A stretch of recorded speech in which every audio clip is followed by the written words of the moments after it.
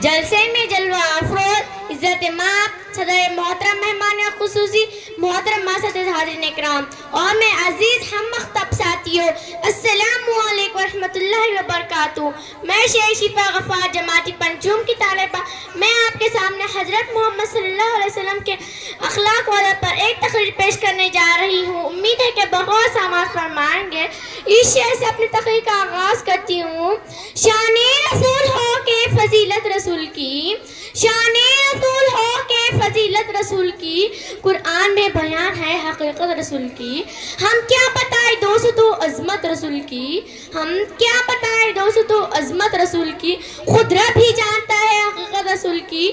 سامعین کرام، حضور صلی اللہ علیہ وسلم جو سارے عالم کی ہدایت کے لیے بھیجے گئے تھے، جن کا مقصد اللہ تعالیٰ کی مخلوق کو راہ راست پر لانا اور دنیا و آخرت فلاح بہبودی کی تعلیم دینا تھا، بھلا ان کے اخلاق والے کا کیا پوچھنا۔ ان کی تعریف خود اللہ تعالیٰ اپنے کلام پاک میں فرمایا ہے، اِنَّكَ تَعَالَىٰ خُلْقٍ عَظِيمٍ، بے شک تم اس کے اخلاق اعلیٰ درجہ پر ہو۔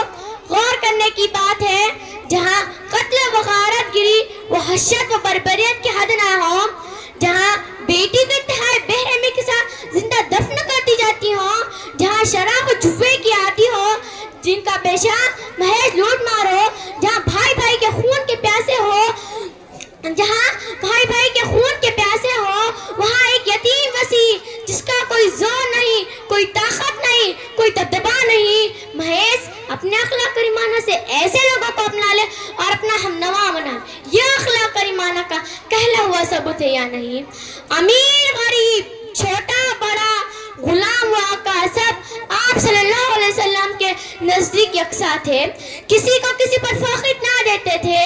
صحابہ کرام رضی اللہ عنہ کے ساتھ پر کام میں برابر شریک رکھتے تھے، مسجد نبوی کی تعمیر اور خندق کی کھدائی میں سب کے ساتھ برابر کام کیا اور مسلمانوں کو برابر کی تاخیر فرمانے تھے کہ دیکھو مسلمان آپس میں بھائی بھائی ہے، کسی کو کسی پر بڑائی نہیں سوائے نیکی کے۔